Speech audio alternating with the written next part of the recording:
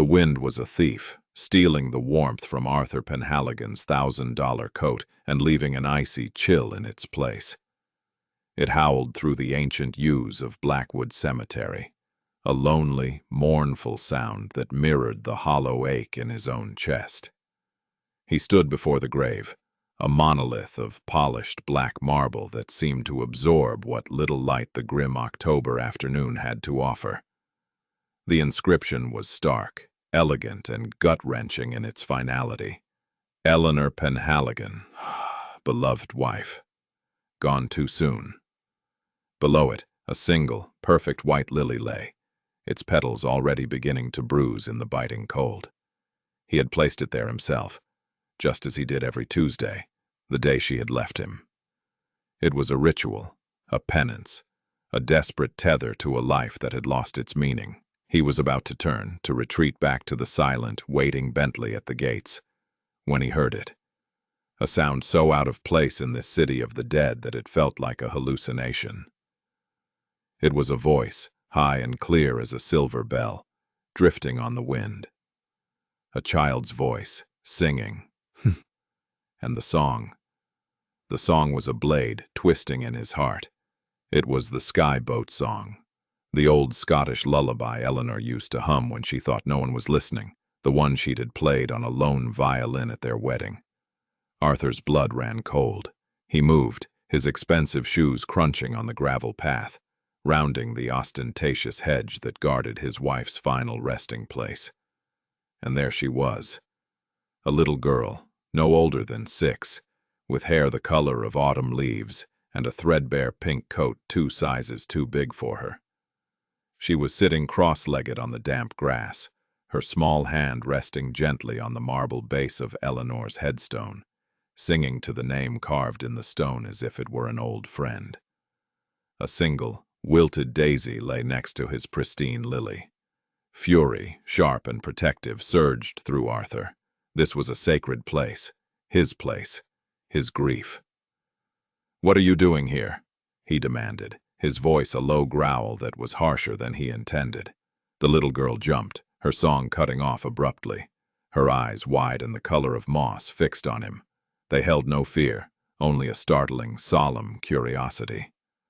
"I'm singing to the Lily Lady," she said, her voice small but steady.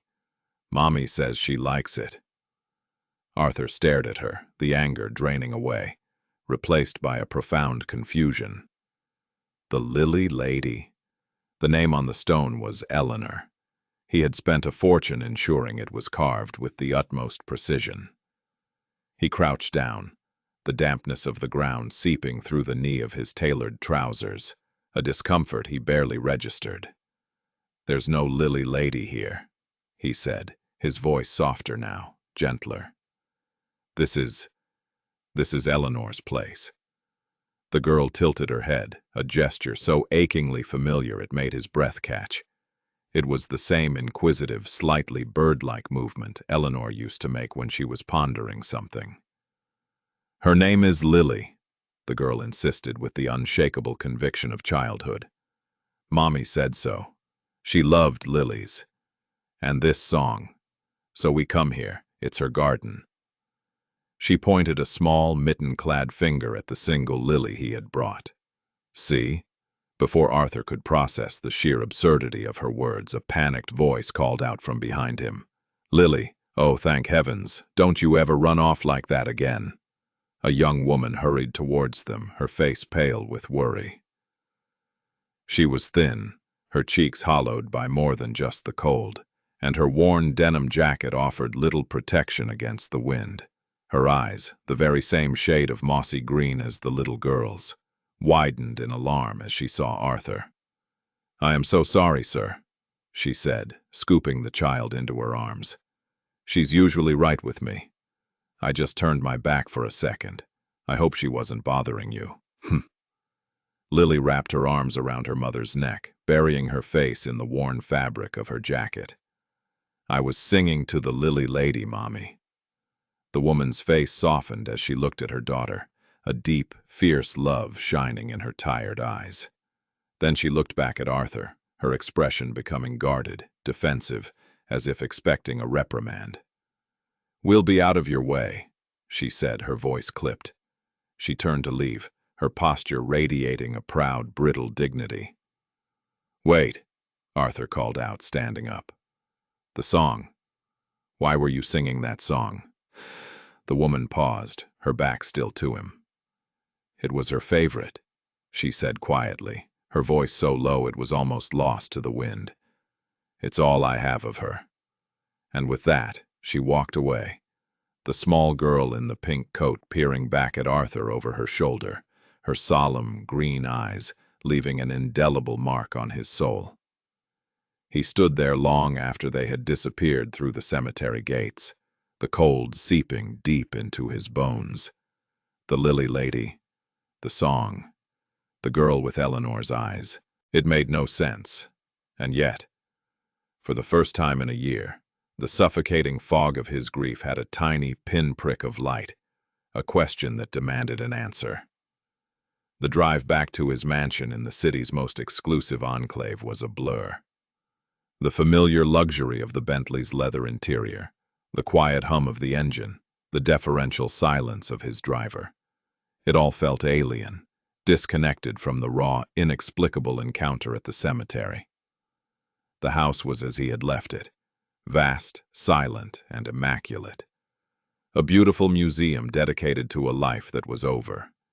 Every room was a shrine to Eleanor. Her favorite book still sat on the bedside table. Her silver-backed hairbrush lay untouched on her vanity. Her unfinished watercolor of the Cornish coast was still on its easel in the sunroom, a space now perpetually gray. He walked into his study, a room paneled in dark mahogany and lined with books he no longer read, and poured himself a generous measure of scotch. The amber liquid did nothing to warm him. He sank into the leather chair behind his desk and stared at the portrait of Eleanor that hung over the fireplace. It had been painted 5 years ago, capturing her in the prime of her life. Her smile was radiant, her eyes sparkled with an inner light, and the artist had perfectly captured the way she would tilt her head. Just so. The same way the little girl had. He picked up the phone and dialed the number for his head of security, a man named Peterson, who was more of a private investigator, a fixer of problems for the obscenely wealthy. "Peterson," Arthur said, his voice flat. "I have a job for you. I need you to find someone, a woman and a young girl. They were at Blackwood Cemetery this afternoon." He described them in as much detail as he could recall. The woman's tired green eyes, the child's autumn hair, the threadbare coats. It was precious little to go on, but Peterson was the best. "I need to know everything," Arthur finished. "Who they are, where they live, why they were at my wife's grave." He hung up the phone and took a long swallow of his drink. He was acting on an impulse he didn't understand, a strange compulsion that overrode the lethargy of his grief. For a year, he had done nothing but exist, moving through the motions of his life, managing his vast financial empire on autopilot. Now a spark of something, curiosity, obsession, he didn't know what to call it, had ignited within him. He felt a pang of guilt, as if investigating this woman and child was a betrayal of Eleanor's memory, a desecration of their private world of grief. But the image of the little girl singing that specific song to that specific grave was a splinter in his mind, and he knew he wouldn't find peace until he understood why. The following days were a torment of impatience. Arthur found himself unable to concentrate on the complex financial reports his assistants laid before him. The stock market's fluctuations, the multi-million-dollar acquisitions, the entire machinery of his wealth felt trivial, meaningless. His mind was at the cemetery, replaying the scene over and over. He kept seeing those solemn green eyes, hearing that clear, innocent voice. He started driving to the cemetery himself, forgoing his driver, parking outside the gates and just watching. A strange vigil he couldn't explain even to himself. He didn't see them. The week crawled by. On Tuesday, he returned for his weekly ritual, a fresh lily in hand. The girl's wilted daisy was gone, cleared away by the groundskeepers. The grave was pristine, silent, his alone once more. The solitude, which he had once cherished as a space for his grief, now felt empty, lacking. The silence was no longer peaceful. It was just silent. Finally, on Friday morning, Peterson called. "Mr. Penhaligon, I have the information you requested." Arthur sat up straighter, his heart giving an unexpected thump against his ribs. "Go on." "The woman's name is Sarah Jensen, age 28. The girl is her daughter, Lily, age 6. They live in a small apartment in the Oakwood district, on the other side of the city. As for why they were at the cemetery, that part is less clear." Peterson's voice was dry, professional, devoid of the emotion churning in Arthur's gut. "Sarah Jensen works 2 jobs. She's a cleaner at a downtown office building in the early mornings and a waitress at a diner in the evenings. She's behind on her rent. Lily's father is not in the picture. He left before the girl was born. By all accounts, she's a devoted mother, just struggling to keep her head above water." Arthur listened, a picture forming in his mind of a life so vastly different from his own, a life of constant struggle and worry. "But the grave, Peterson. Why my wife's grave?" "This is where it gets strange, sir. According to my sources, Sarah was adopted. She has no known biological family. She told a co-worker at the diner that she brings her daughter to the cemetery to visit the grave of a woman she believes might be her birth mother." Arthur felt a dizzying sense of vertigo. "That's impossible. My wife and we never had children." His voice was firm, a statement of indisputable fact. Yet the girl's eyes, Eleanor's eyes. "I'm just relaying what I was told, sir. Apparently, the only thing Sarah knows about her birth mother came from a note left with her at the adoption agency. The note said the mother loved lilies and a particular old folk song. The Sky Boat Song." Arthur's knuckles were white where he gripped the phone. "The grave is always decorated with fresh lilies, and so she assumed?" "It appears so, sir. A coincidence. A rather extraordinary one." A coincidence. Of course it had to be. A grieving young woman, searching for a connection, had stumbled upon his wife's beautifully maintained grave and constructed a fantasy around it. It was a sad, pathetic story, and it should have brought him a sense of closure. It should have allowed him to dismiss the encounter as a strange but ultimately meaningless event. But it didn't. The explanation felt too neat, too simple. It didn't explain the uncanny resemblance, the tilt of the head, the startling intensity in the child's green eyes. He thanked Peterson and hung up, the file on Sarah Jensen now sitting in his email inbox. He opened it. There was a photograph, a candid shot taken from a distance. Sarah was walking Lily home from school, holding her hand. Lily was laughing, her head thrown back, and in that unguarded moment of joy, the resemblance to Eleanor was so profound, so utterly undeniable, that it stole the air from Arthur's lungs. It wasn't just the eyes. It was the shape of her face, the curve of her smile. It was Eleanor, reborn in miniature. Coincidence? No, this was something else entirely. The Oakwood district was a world away from the manicured lawns and stately homes of Arthur's neighborhood.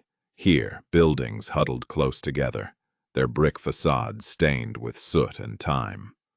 Laundry lines crisscrossed between windows like festive banners for a celebration that was never going to happen. He drove his own car, a discreet gray sedan, not the ostentatious Bentley. He felt like an intruder, a tourist in the land of the working poor. He found their building, a 4-story walk-up with a rusty fire escape zigzagging down the front. He parked across the street and simply watched. For what, he wasn't sure. He just knew he had to see them again, away from the charged atmosphere of the cemetery. An hour later, they emerged. Sarah was holding Lily's hand, a worn canvas bag slung over her shoulder. They were heading towards a small park at the end of the street, a sad-looking patch of grass with a lone swing set and a squeaking metal slide. Arthur's heart hammered against his ribs. He got out of the car, his movements stiff and uncertain. What was he doing? What was he going to say? He followed them at a distance, feeling like a predator stalking his prey. At the park, Sarah sat on a bench, her shoulders slumped with exhaustion, while Lily made a beeline for the swings. She pumped her little legs, trying to get higher, a look of fierce determination on her face. Arthur took a deep breath and walked towards the bench. "Miss Jensen?" Sarah looked up, her eyes widening in recognition, and then narrowing with suspicion. She instinctively moved closer to the swings, placing herself between Arthur and her daughter. "It's you," she said, her voice flat. "The man from the cemetery. Are you following us?" "No, not exactly. I was in the neighborhood." He lied, the words feeling clumsy and foolish on his tongue. "I wanted to apologize for my behavior the other day. I was abrupt. That place, it's very personal to me." Sarah's expression softened fractionally. "I understand. I'm the one who should be sorry. We shouldn't have been there. It was disrespectful." "No, it wasn't," Arthur said quickly. "Your daughter. She said she was singing to the lily lady." He watched her face carefully. A shadow of pain crossed her features. "Look, it's complicated. It's just a silly story I tell her, that's all. A way to connect with something." "Your birth mother," Arthur said gently. Her head snapped up, her eyes flashing with a mixture of anger and alarm. "How do you know that? Who have you been talking to?" "My name is Arthur Penhaligon," he said, deciding that half-truths were no longer sufficient. "The woman in that grave, Eleanor, was my wife. When I saw your daughter, and heard you talking about lilies and that song, I had to understand. I hired someone to find out who you were." The admission hung in the air between them, ugly and invasive. Sarah stood up, her body rigid with indignation. "You had me investigated? Because my child sang at a grave? Who do you think you are? You have no right to pry into my life." "I know I don't," Arthur said, holding up his hands in a gesture of peace. "But there's something you don't understand. My wife. She loved lilies. That song was our song, and your daughter." He trailed off, unsure how to say it without sounding insane. "She looks just like her." Sarah stared at him, her lips pressed into a thin, tight line. "People say she looks like me. She does. And you look like her too." It was true. Now that he was seeing her up close, without the filter of his own grief and anger, he could see the echoes of Eleanor in Sarah's face as well. The high cheekbones, the determined set of her jaw.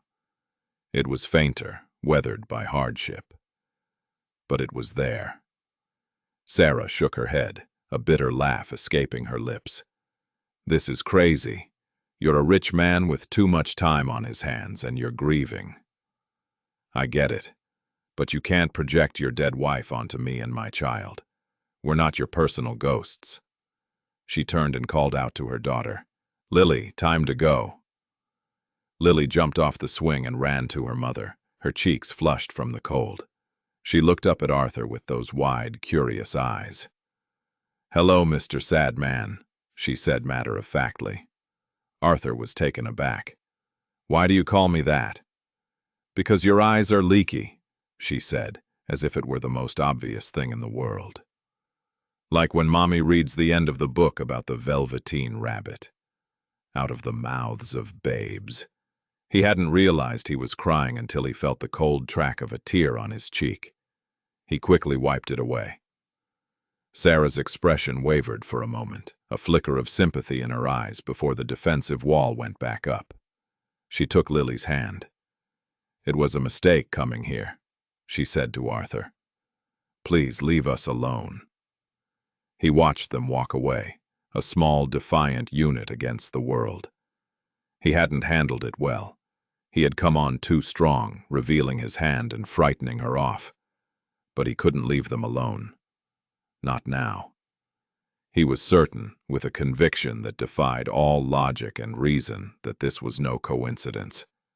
He was standing on the edge of a precipice, looking down into a secret history he had never known existed, a history that belonged to the woman he thought he had known better than himself. And at the bottom of that chasm was a little girl with his wife's eyes. Arthur knew that direct confrontation would only push Sarah further away. She was proud and fiercely protective of her daughter. He needed a different approach, one that was subtle, that would allow him to get closer to them, to observe, to understand, without setting off her alarm bells. He needed to enter their world, not drag them into his. His first move was to deal with her financial precarity. A person drowning in debt had no room in their head for anything but survival. He couldn't just hand her a check. Her pride would never allow it. It had to be indirect. Through a series of shell corporations and philanthropic fronts that his wealth afforded him, he bought the company that owned Sarah's apartment building. The next day, notices went out to all tenants. Due to a new community wellness initiative funded by an anonymous benefactor, all rents were being reduced by half, effective immediately. Furthermore, all outstanding debts were forgiven. He did something similar at the diner where she worked. He had one of his charitable foundations award the small, family-owned establishment a substantial small business revitalization grant. The only condition was that the grant money be used to improve the business and the lives of its employees. The owner, a kind, portly man named Sal, was ecstatic. He immediately gave all his staff a significant raise and reduced their hours, hiring more help to spread the workload. Sarah's grueling evening shifts became manageable, and for the first time in years she had a little breathing room in her budget. She would never know the grant came from him. His next move was more personal. He started frequenting the park where he had seen them. He'd sit on a bench on the far side, pretending to read a book, simply watching. He learned their routine. They came to the park every day after school for an hour, regardless of the weather. It was their time, a small bubble of peace in their hectic lives. Lily would play, her imagination turning the drab little playground into a kingdom, a spaceship, a magical forest.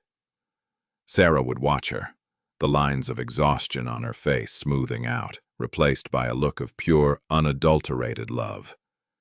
He began to see the small details of their life together. He saw the careful way Sarah would patch a tiny hole in Lily's mittens, the joy on Lily's face when her mother produced a single, precious cookie from her bag for a snack, the way they shared stories, their heads bent close together, their laughter mingling in the crisp air. He saw a bond that was forged in hardship and strengthened by love, a world away from the quiet, lonely opulence of his own life. After a week of silent observation, he made his move. He arrived at the park a few minutes before them and sat on their usual bench. When they appeared, Sarah saw him and her body stiffened. She almost turned around, but Lily, seeing the bench occupied, tugged on her hand. "We can share, Mommy," she chirped, oblivious to the tension. Sarah hesitated, then gave a reluctant nod. They sat at the other end of the long bench, a clear foot of space between them and Arthur. The silence was thick with unspoken words. Arthur kept his eyes on his book, feigning an intense interest in its pages. Lily, however, had no such compunctions. She stared at him openly. "You're still sad?" she observed. Arthur lowered his book, a small smile touching his lips. "A little," he admitted. "Why?" she asked, her gaze unwavering. "Lily, don't bother the man," Sarah chided gently. "It's all right," Arthur said. He looked at the little girl who was now standing in front of him, her head tilted, that damned familiar tilt. "I'm sad because I miss someone very much." "Who?" "My wife. Her name was Eleanor." Lily's eyes lit up. Is she in the sky with the stars? Yes, Arthur said, his voice thick. I suppose she is. My daddy is with the stars, too, Lily offered. Mommy says he was a musician and he had to go on a long tour to play for them.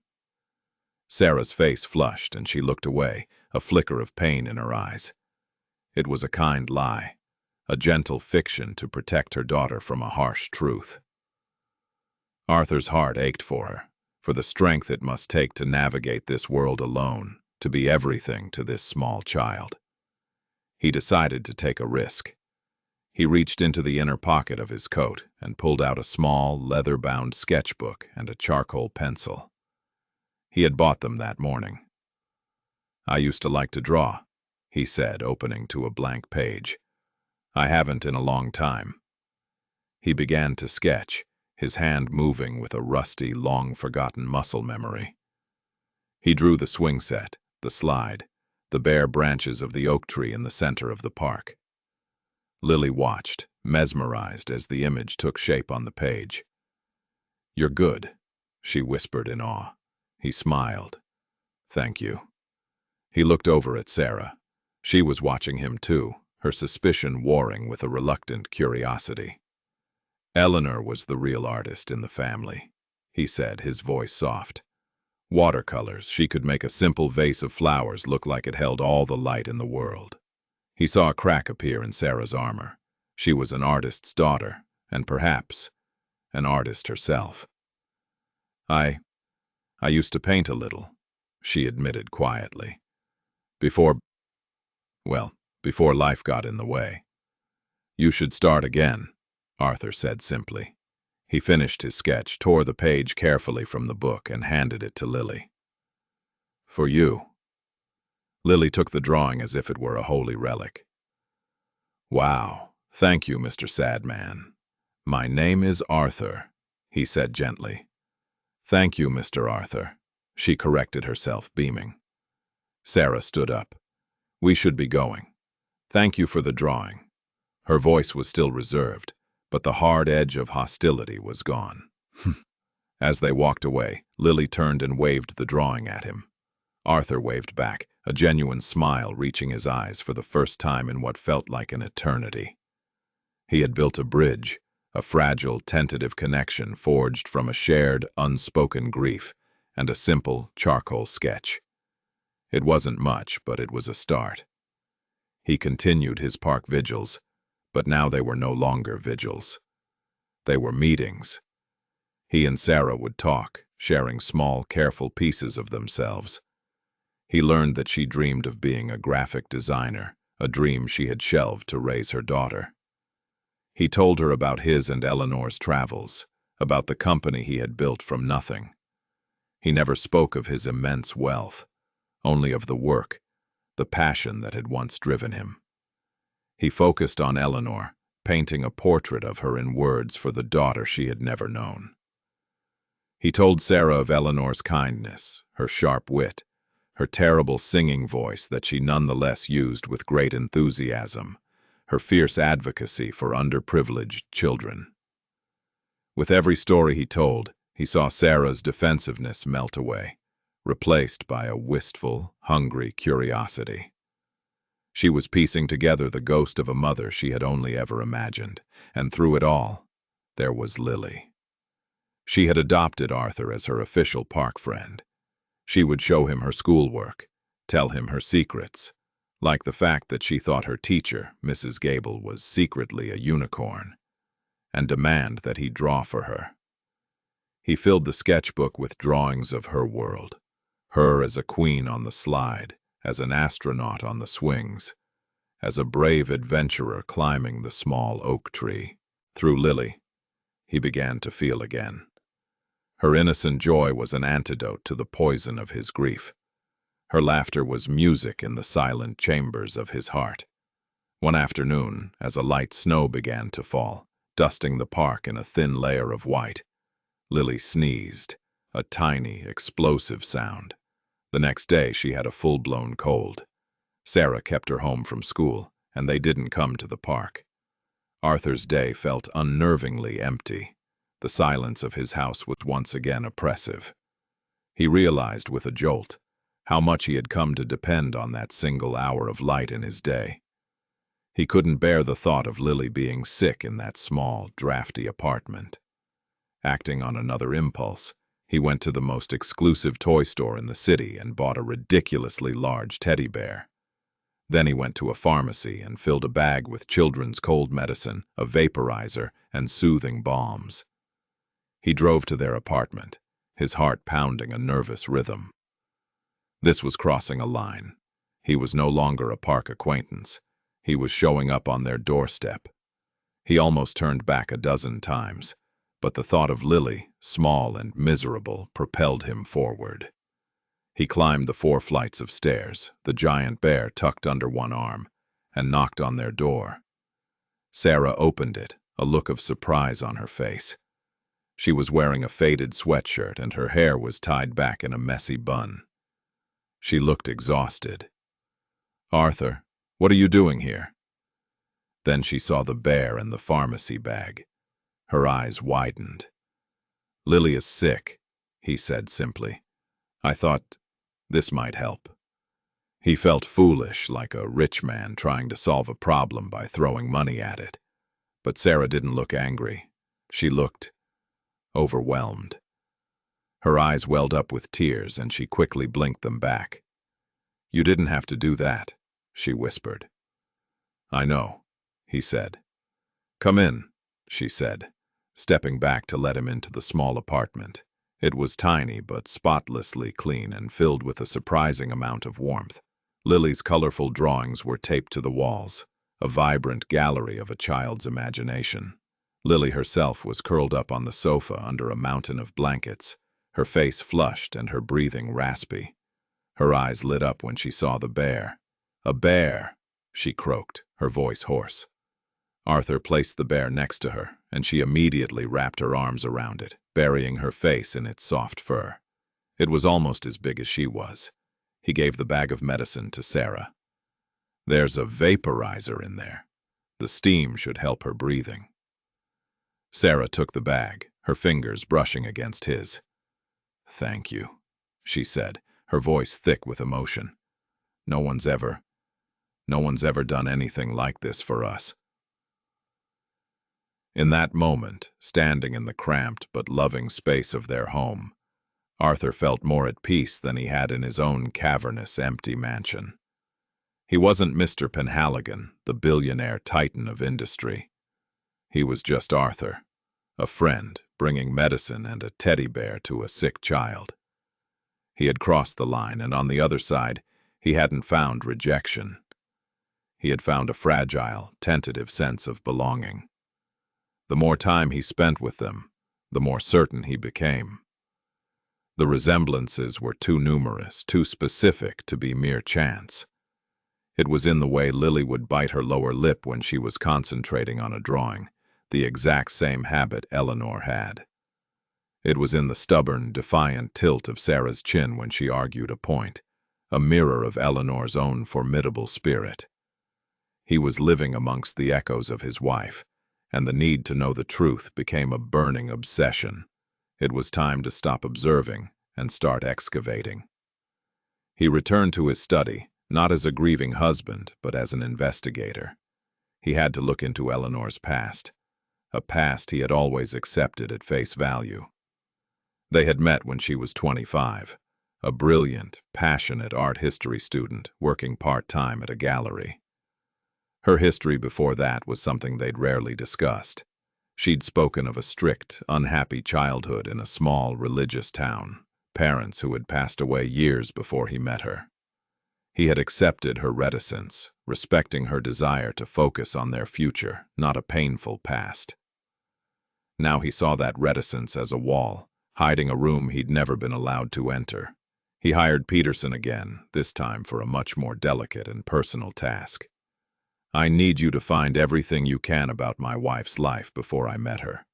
Specifically, between the ages of 16 and 18. I need birth records, hospital records, school yearbooks, anything and everything.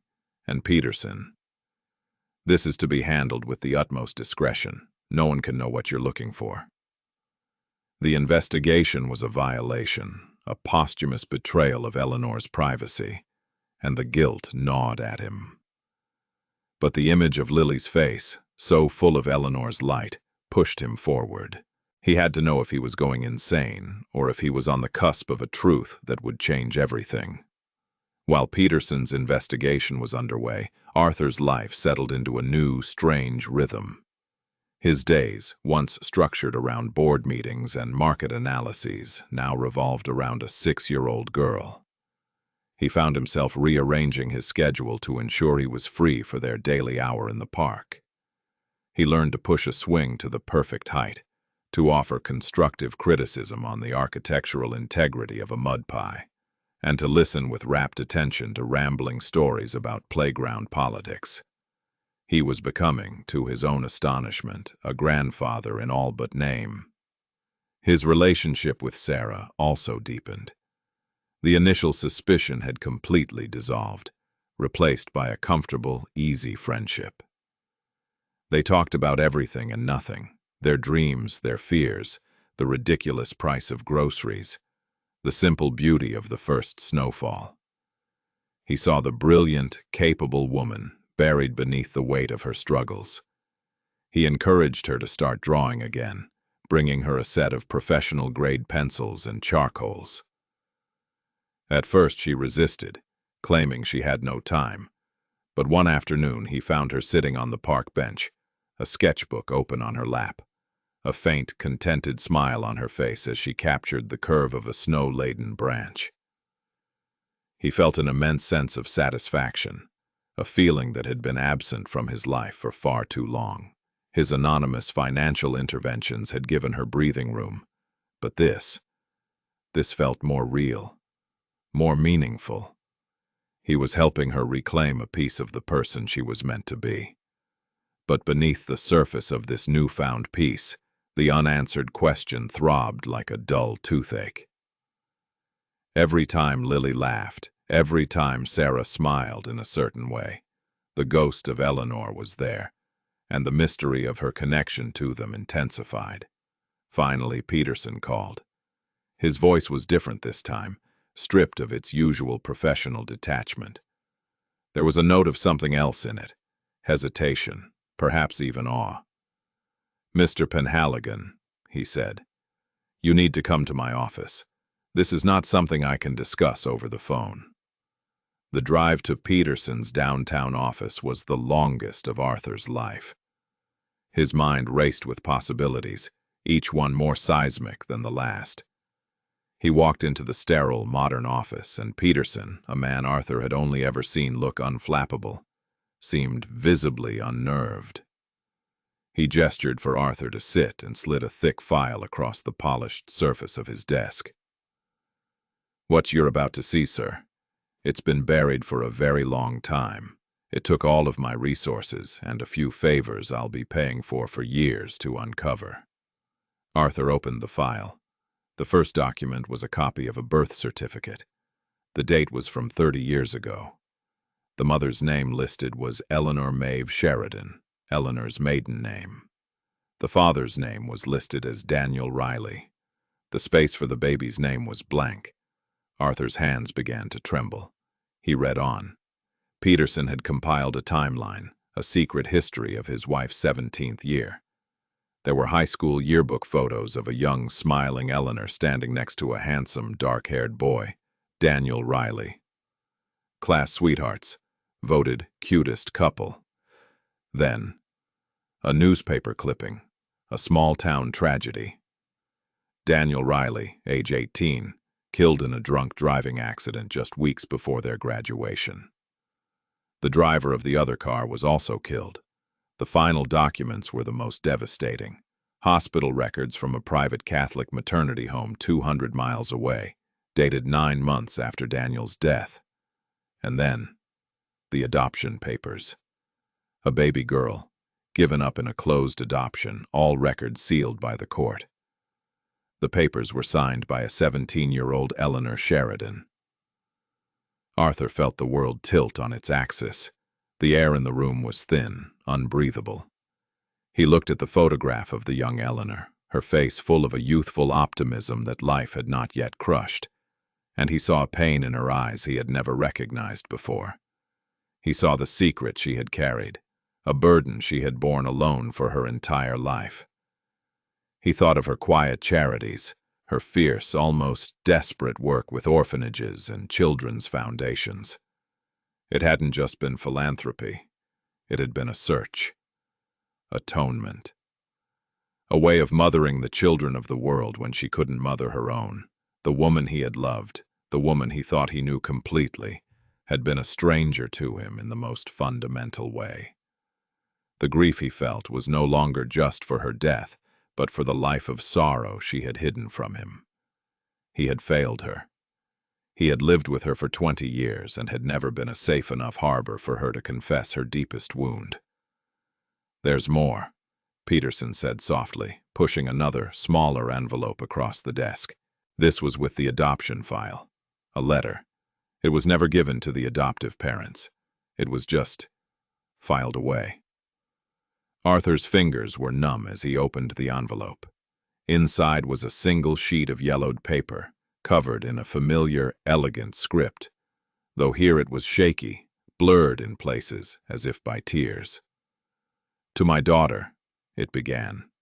"I don't know who you will become, what your life will be, or if you will ever even read this. But I need you to know that you are not unwanted. You were loved so fiercely, so completely, that I had to let you go. Your father, he was a musician, full of light and laughter, and he would have adored you. He is gone now, and I am just a child myself, with nothing to offer you but a life of struggle. I pray that the people who raise you give you everything I cannot, a safe home, a full belly, a future. I am so sorry. I will love you until my dying day. All I ask is that you be happy. And if you ever think of me, know that I loved lilies, and that your father used to sing me an old song about a boat that sails over the sea to sky. It was our song. Perhaps in that you can find a small piece of us." It was signed simply, "Your mother." Arthur laid the letter on the desk, his body shaking with a storm of emotions. Rage at the parents who had forced this choice upon her, profound sorrow for the lonely girl his wife had been, and an overwhelming, heart-stopping wave of love for the woman who had carried this immense secret with such grace. And then he thought of Sarah, telling her daughter that her father was a musician on a long tour with the stars. It wasn't a lie she had invented. It was a truth she had inherited, a fragment of a story passed down through blood and time. He looked at Peterson, his eyes burning. "Sarah Jensen," he said, his voice a hoarse whisper. "Is she the one?" Peterson nodded slowly. "DNA is never a certainty without a direct comparison, but the timelines, the locations, the story. There is no other possibility. Sarah Jensen is Eleanor's daughter, and Lily is your wife's grandchild." The words hung in the air, rearranging the past, the present, and the future. Arthur Penhaligon, the grieving widower, the lonely billionaire, was a grandfather. He had family.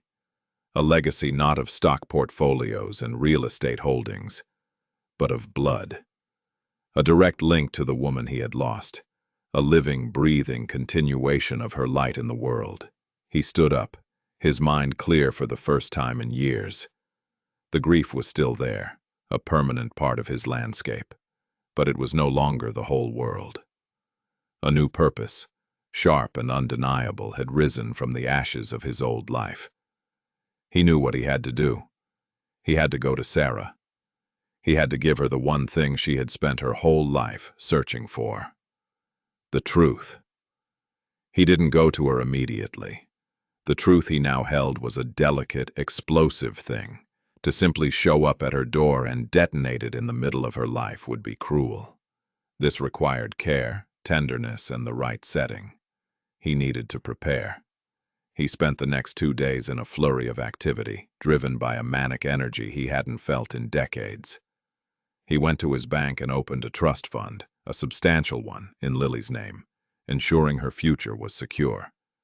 He then established another, larger one for Sarah, structuring it not as a handout, but as a resource she could access for education, for starting a business, for buying a home, for pursuing the dreams she had put on hold. It was his wife's money, his wife's legacy, and it belonged to her daughter and granddaughter. It was a debt he was finally able to pay. Then he went home and walked into Eleanor's art studio. He hadn't been able to bring himself to enter the room since she died. It was exactly as she'd left it, a canvas on the easel, brushes soaking in a jar of turpentine, the faint, familiar scent of oil paint and linen in the air. He went to her antique writing desk and gently opened the drawers. He was looking for something specific. He found it in a small, lacquered box at the back of a drawer. A silver locket, one he had given her on their first anniversary. He opened it. On one side was a tiny photo of him, on the other, a photo of her.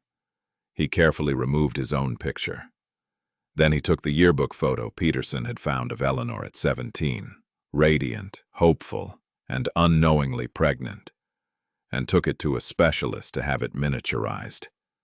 He placed the tiny image of the young Eleanor into the empty side of the locket. Finally, he took Eleanor's letter, the one from the adoption file, and placed it, along with the locket, into a small, velvet-lined box. He was ready.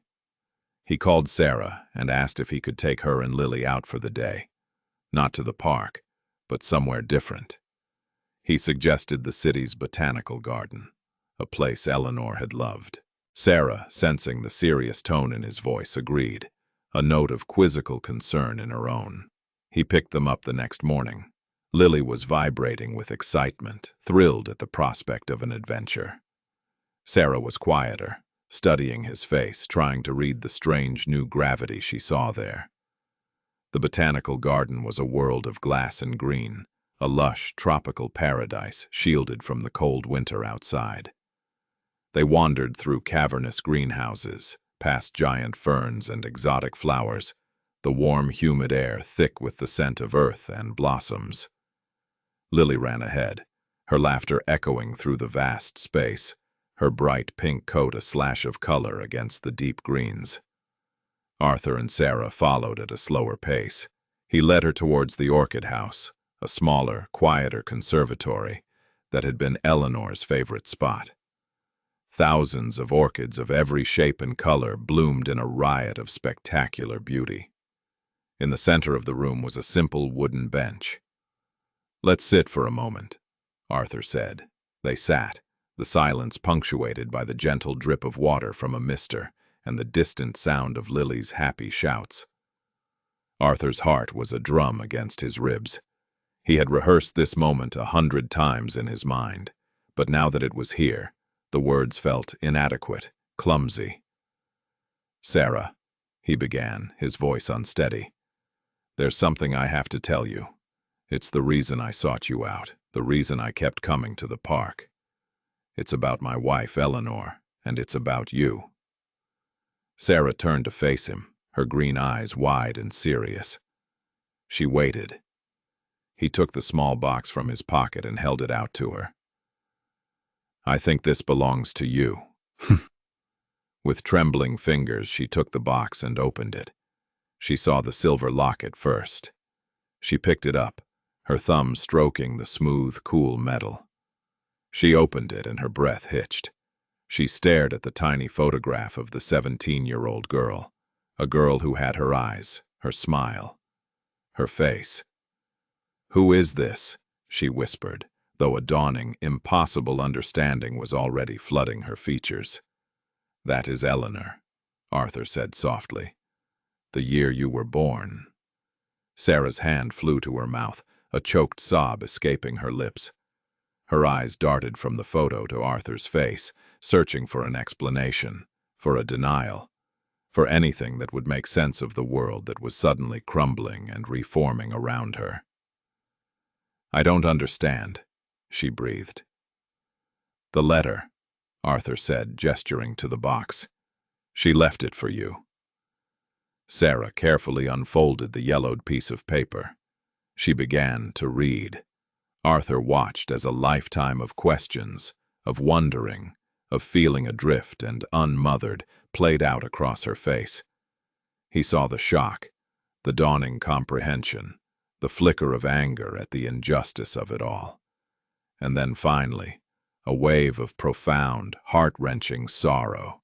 Tears streamed down her cheeks, silent and unchecked, dripping onto the 30-year-old words of the mother she had never known. She read the part about the lilies, about the song, and a gut-wrenching sound came from her throat. It was the sound of a deep, foundational piece of her soul clicking into place. "The lily lady," she whispered, her voice breaking. "She was real." "Yes," Arthur said, his own eyes wet. "She was real." He told her everything then. He told her about Daniel Riley, about the car accident, about Eleanor's strict parents, about the secret she had carried. He told her how he believed she had spent her life trying to atone, trying to find her way back to the daughter she had been forced to give away. "She never stopped loving you, Sarah. Not for a single day. I see that now. Her whole life was a testament to it." Sarah was sobbing freely now, clutching the letter and the locket to her chest as if they were the most precious things in the world. She wasn't just crying for the mother she had lost, but for the mother she had just, in this moment, found. She was crying for the lonely girl her mother had been, and for the lonely girl she herself had been, both of them separated by a wall of secrets and circumstances. Lily, sensing a change in the emotional weather, came running back to them, her face puckered with concern. "Mommy? Why are you crying?" Sarah pulled her daughter into her arms, burying her face in Lily's hair and holding her tight. She looked up at Arthur over Lily's head, her eyes red but shining with a new, fierce light. "These are happy tears, baby," she said, her voice thick but clear. "I just found out something wonderful." Lily looked from her mother to Arthur, then back again. She reached out a small hand and patted her mother's cheek. Then she looked at Arthur, and a slow, knowing smile spread across her face. She seemed to understand, with the innate wisdom of a child, that the pieces of their fractured little universe had just been put back together. "Are you going to be our family now, Mr. Arthur?" she asked. Arthur looked at Sarah, whose eyes were asking the same question. He reached out and placed his hand over hers and Lily's, his large, weathered hand covering theirs completely. "Yes," he said, the word a vow, a promise to the past and to the future. "Yes, I am." The transition was not seamless. A lifetime of secrets and hardship could not be erased in a single afternoon. The revelation settled over them, and in its wake came a complicated tide of emotions. For Sarah, there was joy and a profound sense of belonging, but there was also anger. Anger at the grandparents she'd never known who had forced this on her mother, and a quiet, sorrowful anger at Eleanor herself, for not trying to find her later in life. Arthur had to explain his belief that Eleanor was terrified, that she felt she had no right to disrupt the life of a daughter she had given away, a daughter she prayed was happy and settled. He showed Sarah Eleanor's journals, filled with oblique references to a great sadness, a missing piece, and it was in those private, unguarded words that Sarah finally began to understand the depth of her mother's silent suffering and to forgive her. There was also the matter of Arthur's wealth. When he told Sarah about the trust funds, she initially refused. "I don't want your money, Arthur. We've been fine on our own." Her pride was a fortress, built over years of self-reliance. It took Arthur a long time to convince her that this wasn't his money. It was her inheritance, a legacy from the mother she never knew. "Eleanor would want you to have it," he insisted. "She would want you to have every opportunity, every freedom you've been denied. Don't do it for you. Do it for her. Do it for Lily." It was the thought of Lily's future that finally made her relent, not for herself, but for her daughter. The first thing she did was quit her cleaning job and her waitressing job. The relief was palpable, as if a physical weight had been lifted from her shoulders. The lines of exhaustion around her eyes began to fade, replaced by a new light. They moved out of the cramped apartment. Arthur had wanted them to move into the mansion with him, but Sarah refused. It was too much. Too soon. "That house is a museum to her," she said gently. "We need to build our own home, our own memories." So Arthur bought a charming house for them in a quiet, tree-lined neighborhood with good schools not far from his own. It had a big backyard for Lily to play in and a sun-filled room that was perfect for an art studio. For the first time, Lily had her own bedroom, which she promptly decorated in floor-to-ceiling pink. Arthur's mansion, once a silent tomb, began to change as well. He found himself spending less and less time there, drawn instead to the warmth and happy chaos of Sarah and Lily's new home. He would come over for dinner, and the cavernous dining room in his own house, where he had eaten alone for a year, was forgotten. He learned the simple joy of reading a bedtime story, of helping with third-grade math homework, of watching a Disney movie for the 10th time. Lily's laughter became the new soundtrack of his life. He was no longer Mr. Penhaligon, the reclusive billionaire. He was Grandpa Arthur. He taught Lily how to draw, and discovered that she had inherited her grandmother's natural talent. He enrolled Sarah in a prestigious graphic design program and watched with pride as she blossomed, her creativity, so long suppressed, bursting forth in a torrent of brilliant work. He was not just providing for them, he was nurturing them, helping them become the people they were always meant to be. And in doing so, he was healing himself. He was no longer a man living in the past, haunted by a ghost. He was a man firmly planted in the present, building a future. He was finally getting to know his wife in a way he never had before. Through Sarah, he saw Eleanor's resilience and stubborn pride. Through Lily, he saw her joy, her artistic spirit, her boundless capacity for love. They were the missing pieces of her story, and in finding them, he had found the whole of her, the flawed, courageous, beautiful woman he had loved. He finally found the courage to change Eleanor's studio. He packed away her unfinished painting with tender care, but he left her brushes, her paints, her books. It was no longer a shrine to the past.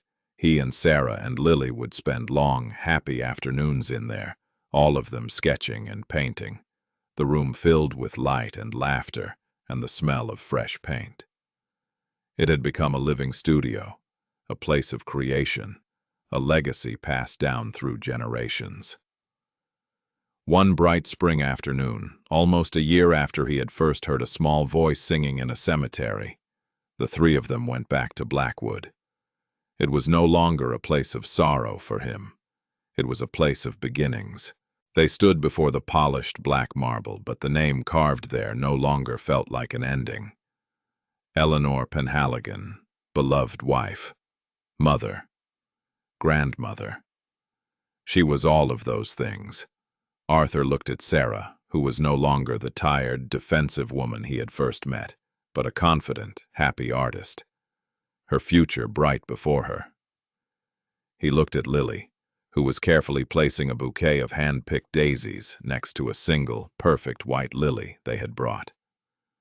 She looked up at the headstone and smiled. "Hello, Grandma Lily," she said softly. Arthur put his arms around his daughter and his granddaughter, pulling them close. The wind still whispered through the yew trees, but it no longer sounded mournful. It sounded like a lullaby.